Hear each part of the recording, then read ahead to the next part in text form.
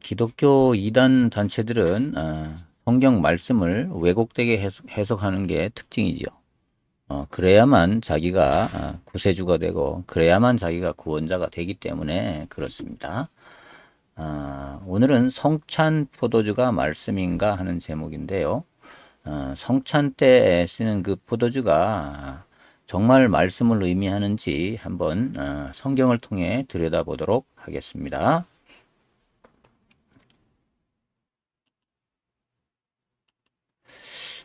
이만희 신천지 교주 이만희 총회장은 주님이 친히 세우신 성찬식을 부정하고 있습니다. 그 필요 없다, 쓸데없다 이렇게 얘기하는 거죠. 한번 그에 대해서 한번 살펴보도록 하겠습니다. 그래서 최후의 만찬에서 떡과 포도주를 말씀으로 이렇게 풀고 있습니다. 뭐 나중에 얘기하겠습니다만 이들은 성경을 비유로 풀기 때문에 자, 떡은 말씀이다 이렇게 비유로 풉니다. 일단 그렇게 생각하면 되고요. 예수님의 살과 피가 얼마나 되기에 그걸 먹으라고 하실 리가 없단 말이다. 이런 얘기입니다. 예수님이 만찬상에서 자기 몸을 다 찢어도 이 인류가 어떻게 다 먹냐 이 얘기입니다. 그러나 그런 해석은 성경과 전혀 다른 것입니다. 그걸 얘기하는 게 아니죠. 우선 이 성찬식은 저녁 식사 자리에서 식사를 하는 도중에 우리가 잘 아는 최후의 만찬을 얘기하는 겁니다. 떡을 떼어주시면서 이것은 내 몸이라고 하셨습니다. 또 포도주 잔을 주시면서도 이는 내 피라고 하신 것입니다. 그런데 이것을 이제 왜곡되게 해석하는 거죠. 그리고 먹고 마시라고 하셨습니다. 분명히 그렇게 말씀하셨습니다. 예수님께서. 떡은 예수님의 몸을 상징하는 것이다. 는 것입니다. 그 형체가 살과 같다. 떡이 그 형체가 살과 같다라고 이제 하는 겁니다. 떡은 엄밀하게 말하면 그때 당시에는 밀가루 이제 이스라엘이나 이런 데 가보신 분은 알겠습니다만 밀가루 반대기 우리로 말하면 밀가루 반대기 같은 그런 떡이에요. 그때 당시에 누룩을 넣고 안 넣고 뭐 차이는 있습니다만 어쨌든 하여튼 밀가루로 만든 빵에 가깝습니다. 사실은요. 이때 당시에는 또 뭐 부침개 비슷한 것 같기도 하죠. 그런 것 같기도 합니다. 그래서 어느 그 정통교에서도요 카스테라 대신에 밀가루 부침개를 쓰는 데도 있다고 합니다. 저는 보지는 못했는데요, 있다고 해요. 하여튼 식감이 훨씬 우리 그 살을 씹는 것과 가깝다. 그래서 이제 그런 이유에서 그렇게 사용한다고 합니다. 뭐 어쨌든 하여튼 포도주는 예수님이 흘릴 피를 상징합니다. 예수님이 흘리신 피를 상징하는데 자, 이때 당시에도 예수님께서 만찬 석상에서 아직 십자가 지시기 전이잖아요. 그러니까 이것은 많은 사람을 위하여 흘릴 나의 피다. 이렇게 상징적으로 얘기하신 것인데 하여튼 어떻게 됐나 보겠습니다. 포도주의 색상은 피와 같은 붉은색입니다. 그래서 붉은색은 피를 의미합니다. 그래서 살을 상징하는 떡을 떼어 먹으면서 십자가에서 고통받으신 주님의 고통과 희생을 기념하는 것이고요. 또 포도주를 마시면서 우리는 주님의 흘리신 그 피의 공로를 기념하는 거룩한 예식이 바로 성찬 예식입니다. 성찬식의 목적은 주님의 언약과 희생과 또 은혜를 기념하고 기억하는 것입니다. 고린도전서 11장 25절에 식후에 또한 그와 같이 잔을 가지시고 이르시되 자, 이 고린도전서는 바울 사도가 이제 고린도 교회의 초대교회 고린도 교회를 향해서 이 성찬을 잘못 행하고 있는 것에 대해서 지적하는 고칠 것을 책망하는 이런 글입니다. 고린도전서 11장 25절 여기 나오는 이 구절들은요. 이 잔은 내 피로 세운 새 언약이니 이것을 행하여 마실 때마다 나를 기념하라 하셨으니 이 누가 하셨어요? 예수님이 그렇게 하셨단 말이죠. 그렇게 명령을 하신 거죠. 만찬 석상에서 최후의 만찬 석상에서 이렇게 하셨어요. 말씀은 늘 얻고 듣는데 성찬식이 그냥 말씀을 듣는 것이라면 신천지의 말대로 성찬식이 말씀을 듣는 것이라면 설교를 듣는 것이 주님의 언약을 기념할 수는 없는 것입니다. 세례는 예수님의 피로 죄 씻음을 받았음을 이제 몸으로 이제 체험하는 그런 예식이라고 한다면, 성찬식은 우리를 구원하시기 위해서 희생한 예수님의 십자가의 은총을 기억하고 기념하는 그런 예식인 것입니다. 예.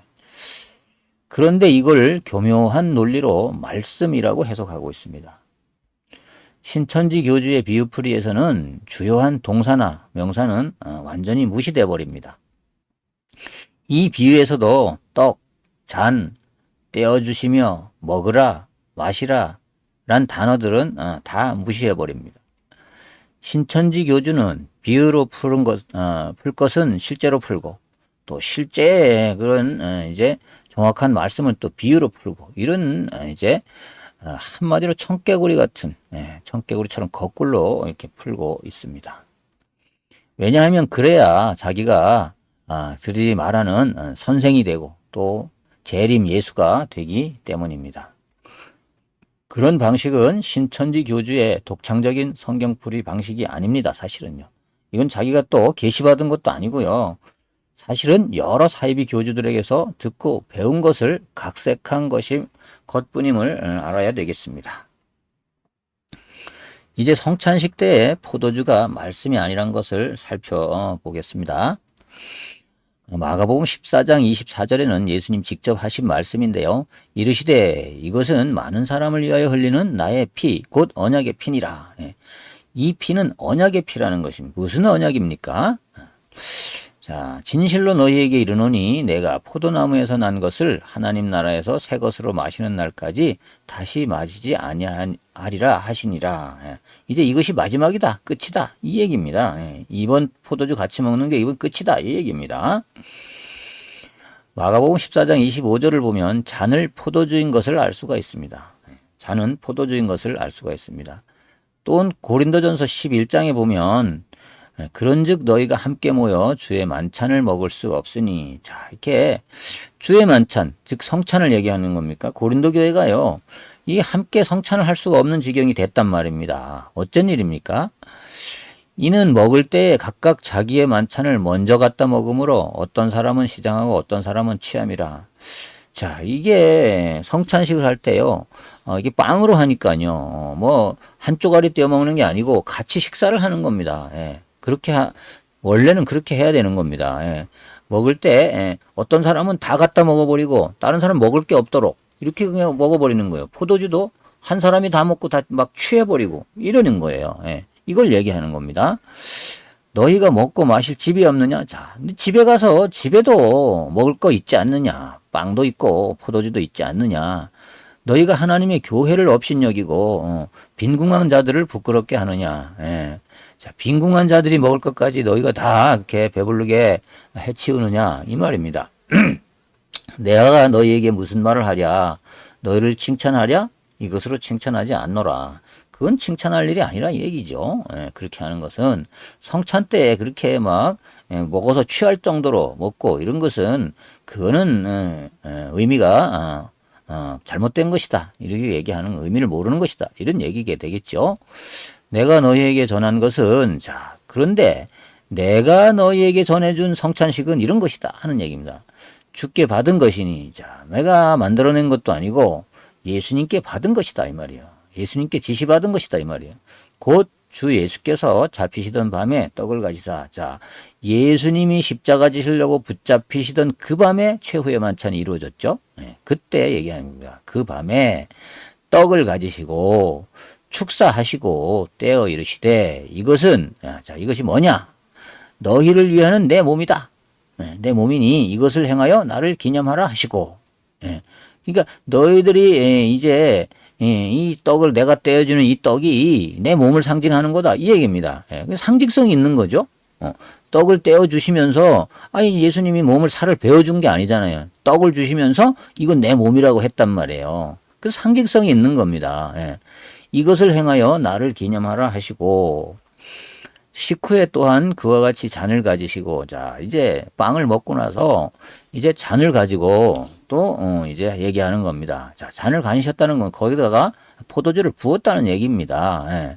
가지시고 이르시되 이 잔은 자, 이 잔은 술잔을 얘기하는 겁니까? 아니죠. 포도주, 그 안에 들어있는 포도주를 얘기하는 겁니다. 예, 포도주는 내 피로 세운 새 언약이니. 자, 근데 예수님이 피를 짜가지고 거기다 넣은 건 아니잖아요. 예, 포도주를 담아가지고, 자, 이게 내 피를 상징하는 거다. 이렇게 얘기하시는 겁니다. 예, 이렇게 이해해야 되는데, 이것을 행하여, 자, 이 피를 마심으로, 이 포도주를 마심으로 인하여 피를 마시는 걸로 쳐라. 그러면서 마실 때마다 나를 기념하라 하셨으니. 누구를 기념해요? 나를 기념하라. 무슨 나요?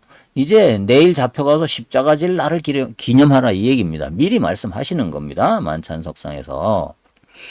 너희가 이 떡을 먹으며 이 잔을 마실 때마다, 자, 너희가 이 기념식을 행할 때마다 성찬식에서 떡을 먹고 또 이 포도주를 마실 때마다 주의 죽으심을 그가 오실 때까지 전하는 이것이니라. 자, 이걸 할 때마다 자, 뭘 하는 거냐?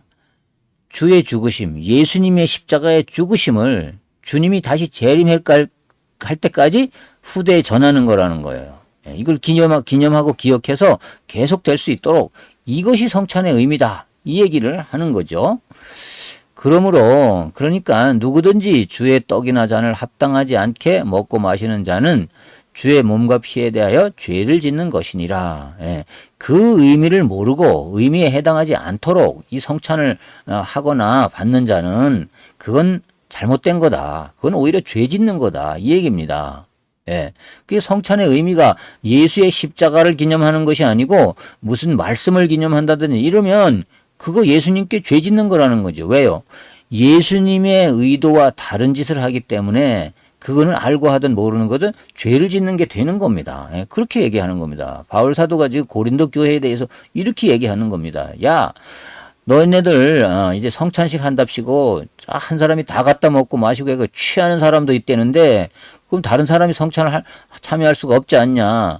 그거는 그런 의미는 아니다. 예, 그런 의미도 아니라 집에 가서 배부르게 먹는 건 집에 가서 먹고 마시면 되지 성찬식에 그 의미 없이 하는 짓은 안 된다. 이 얘기를 지금 고린도 교회에 대고 하는 겁니다. 예, 이걸 고린도 교회의 성도들도 최후의 만찬처럼 같이 모여 저녁을 같이 먹다가 그 먹고 마시던 것을 가지고 성찬식을 하면서 주님의 언약과 희생을 기념한 것입니다. 예, 그렇습니다.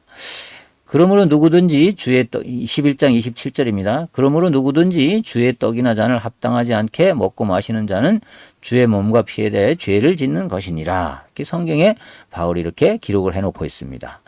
이 말씀의 뜻은 성찬식 때 떡과 잔의 의미를 생각지 않고 그냥 떡과 포도주를 마시듯이 마시는 자는 주의 몸과 피에 대해 죄를 짓는 뜻이다. 이런 얘기입니다. 이 먹고 마시는 것이 신천지 말대로 말씀을 먹고 마시는 것이라면 말씀을 먹었는데 어떻게 취할 수가 있겠습니까? 그건 말도 안 되는 소리입니다. 예, 이게 모순입니다. 예, 그 주장하는 것, 교리도 엉터리지만 이게 지금요, 이게 논리적으로도 또 이게 맞지 않는 모순투성이입니다. 마가복음 14장 22절에는요, 그들이 먹을 때에 예수께서 떡을 가지사 축사하시고 떼어 제자들에게 주시며 이르시되 받으라 이것이 내 몸이니라 하시고 분명히 예수님 직접 하신 말씀이거든요. 이거는 내 몸이니라 하시고 자 떡을 떼주면서 이게 내 몸이라고 했단 말이에요. 그러면 실제로 살을 잘라준 게 아니기 때문에 이렇게 상징적으로 한다는 거죠. 그래서 오늘도 우리가 빵을 나누면서 상징적으로 이건 예수님의 몸으로 찢기신 몸으로 십자가에 찢기신 몸으로 생각하고 내가 먹는다. 이렇게 생각하는 겁니다. 또 14장 23절에는 잔을 가지사 감사기도 하시고 그들에게 주시니 다 이를 마시며 자 잔도 주셔서 마셨다 이 말이에요. 이르시되 자 마시고 나니까 이르시되 이것은 많은 사람을 위하여 흘리는 나의 피 곧 언약의 피니라. 무슨 언약의 피요? 당신이 십자가 지시고 인류를 구원하여야 될 텐데 이것이 이 피가 내가 그 십자가에서 흘린 언약의 피와 동일한 거다. 이 포도주가 그렇게 동일하게 생각해라. 이런 말씀입니다. 예. 그래서 우리가 잔을 나눌 때마다 주님이 나를 위해 피 흘렸구나. 십자가에서 돌아가셨구나. 몸 찢고 피 흘려서 돌아가셨구나. 누구를 위해서요? 나를 위해서. 이렇게 기념하며 기억하는 겁니다. 그러기 위해서 성찬을 하는 거란 얘기예요. 진실로 너희에게 이르노니, 예수님 말씀이지요. 진실로 너희에게 이르노니, 이거는 허투루 들으면 안 되는 말이다. 진실로 이르노니, 내가 참 포도나무에서 난 것을 하나님 나라에서 새 것으로 마시는 날까지 다시 마시지 아니하리라 하시니라. 이제 다시는 너희들과 포도주 마실 시간이 없다. 이런 얘기입니다. 이에 그들이 찬미하고 감람산으로 가니라. 이제 감람산으로 갔습니다. 자, 이제 후로는 더 이상 포도나무에서 난 것을 마시지 못할 것이라고 하셨는데, 더 이상 함께 만찬할 수 없게 될 것을 암시한 것입니다. 왜냐하면 십자가를 지셔야 되기 때문이었습니다. 십자가 지시기 전에 이를 이야기하신 것은 십자가에서 몸을 찢기시고 피 흘리신 것을 제자들이 빵을 먹고 포도주를 마실 때마다 기억하게 될 것이었기 때문입니다. 그래서 오늘날 교회도요, 성찬을 하는 이유가 예수님의 말씀을 따라 성찬을 하면서 십자가에서 나를 위해 당하신 고난을 생각하며 그 은혜를 기념하기 위해서 성찬을 하는 것입니다. 우리가 예수님의 십자가 희생이 없었다면 무슨 방법으로 구원을 받으며 하나님의 백성이 되어 천국을 소유한 인생이 될 수 있었겠는가 하면서 예수 그리스도의 은혜를 기억하는 것이, 그것이 성찬인 것입니다. 이것이 성찬의 진정한 의미입니다. 그런데 이만희 총회장은 성찬은 떡이 비유로는 말씀이다, 이렇게 하면서 신천지 이만희 총회장의 말씀을 듣는 것이 말씀을 먹고 마시는 것이다, 이렇게 이야기를 한다는 거죠. 라고 하면서 이제는 포도나무에서 난 것을 더 이상 먹지 않는다고 했으니 그것으로 끝났고, 새로운 천국인 신천지에서, 자기들이 신천지는 예수님이 말씀하신 천국이라고 합니다. 거기서 이만희 총회장의 말씀을 먹고 마시면 그것이 성찬이라는 겁니다. 이렇게 얘기하는 거죠. 이렇듯 예수님이 말씀하신 성찬의 의미와 방법을 완전히 왜곡하고 있는 것입니다. 이러니 신천지는 사이비 종교단체일 뿐입니다. 성경과는 전혀 맞지 않기 때문에 그렇습니다. 신천지는 성경을 비유로 해석해야 한다고 하면서 모든 진리를 왜곡하고 있습니다. 자, 이 비유풀이는 성경을 잘 모르는 성도들로 하여금 성경을 바로 믿지 못하게 하는 사탄의 도구임이 틀림없는 것입니다. 이것은 모든 사이비 기독교가 거의 유사합니다. 안상홍 증인회, 하나님의 교회 안상홍 증인회도 그렇고요. 전도관도 그렇고요. 거의 다 유사합니다. 오늘 신천지에서 이만희 총회장의 주장을 얘기했습니다만, 사실은요, 안상홍도 그렇고 거의 다 이렇게 얘기합니다. 왜냐하면 그렇게 해야만 자기가 재림 예수를 만들 수가 있습니다. 교리적으로 뜯어 고쳐서 마음대로 해석해야만 그렇게 만들 수가 있기 때문입니다. 우리 성도들은 절대로 이제 성경 이외에 다른 비유풀이나 무슨 신비주의나 이런 것에 절대로 속아서는 안 되겠습니다. 요즘 별 희한한 이단들이 많습니다. 한국에만 해도요, 이제 자기가 재림 예수라고 하는 사람이 40명이 넘습니다. 정통교회가 아니면 여러분 경계하시고, 또 이제 강의를 듣는 또 신천지나 다른 이제 단체의 여러분들도 각성하시고 성경을 똑바로 이제 보는 그런 훈련을 해야 하겠습니다. 성경을 비유로 공부하는 것은 보나마나 이단 사입이라고 생각하시면 됩니다. 어디 가서 성경 공부를 하는데요, 이게 상징하는 것이 뭐다, 비유로 풀어야 된다, 이런 얘기를 하면 그건 100% 이단입니다. 왜? 정통교회는 비유로 풀지 않기 때문에 그렇습니다. 정통 성경은요, 말씀한 그대로를 믿는 것이지 그걸 또 다시 풀어가지고 비유를 또 풀어서 비유는 뭡니까? 비유는 어떤 본질을 설명하기 위해서 예를 들어 설명하는 것을 빗대어 말하는 걸 비유라고 하지 않습니까? 근데 그걸 또 해석을 한단 말이에요. 본질을 풀기 위해서 비유로 이렇게 쓰는 것인데, 비교를 해서 쓰는 것인데 그거를 해석을 한다. 이거는 3000%로 가는 거죠. 성경 해석을 3000%로 가는 겁니다. 그래서 이단들의 해석이 대부분 보면요, 이 비유풀이 하는 그 교주들은 이 학교를 잘 못 다녔어요. 그래가지고 그거를 의미를요, 국어 공부를 전혀 못한 사람들인가 이렇게 생각이 될 정도로 됩니다. 근데요, 대학을 졸업하고 대학원을 졸업한 사람들도 그 비유풀이에 넘어가요. 참 희한한 일이죠. 참 희한한, 제가 상담을 하다 보면 진짜 희한한 일입니다. 그게. 어찌 그런지 모르겠습니다. 이거는 사탄의 전략이 아니고는 속임수가 아니고는 예, 그렇게 될 수가 없다고 생각합니다. 사탄은 교묘한 말로 속이거든요. 예, 원래 창세 때부터 교묘한 말로 속이는 게 사탄의 특징입니다. 그래서 우리 성도들이나 저희들도 이제 거짓말은 절대로 하면 안 됩니다. 예, 신천지는요, 거짓말로도 전도만 하면 하나님께 영광이 된다 이렇게 얘기하는데요, 절대 그거 아닙니다. 사탄은요, 그렇게 속이는 겁니다. 그거는 자, 한번 좋은 말이라도 생각해 보세요. 제가 만약에 어떤 사람이 좋은 말로 나에게 칭찬을 하거나 뭘 하고 이렇게 했는데 그게 나중에 알고 보니까 나를 안심시키기 위해서 이렇게 사실은 아닌데 좋은 말로 거짓말을 한 거예요. 그러면 사람 간에요, 신뢰가 깨집니다. 다음에 진짜 좋은 말을 해도, 진짜 맞는 말을 해도, 이거 혹시 또 거짓말 아니야? 이렇게 된단 말이죠. 절대로 하얀 거짓말 뭐 이런 얘기 하는데요, 교회에서 그런 거 절대 하면 안 됩니다. 하얀 거짓말 하면 안 됩니다. 그거 사탄의 속임수입니다. 너를 위해서 거짓말 한 거야, 그거 아닙니다. 부부간에도 절대 그거 아니고요, 교회에서도 절대 아니고 인간관계에도 저는 절대 아니라고 생각합니다. 그것은 사탄이 우리를 속이기 위한 덫입니다. 그러니까 절대로 거짓말은 사용하면 안 된다, 이렇게 생각을 합니다. 성경을 비유로 공부하는 것은 보나마나 이단이다, 이렇게 생각하면 됩니다. 자, 오늘 이제 성찬 포도주가 말씀을 의미하는가에 대해서 말씀을 드렸는데요.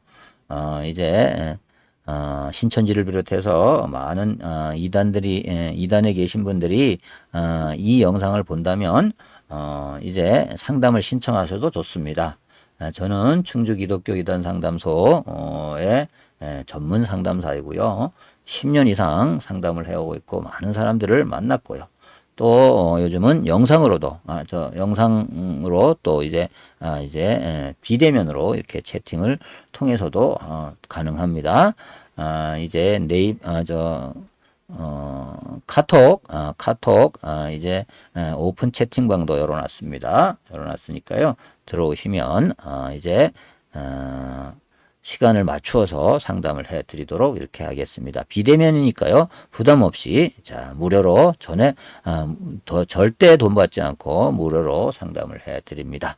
가족이나 이단에 빠진 가족이 있다거나 또 뭐 여러 가지 이유에서 상담이 필요하신 분들은 상담을 해주시면 성실하게 이렇게 도와드리도록 이렇게 하겠습니다.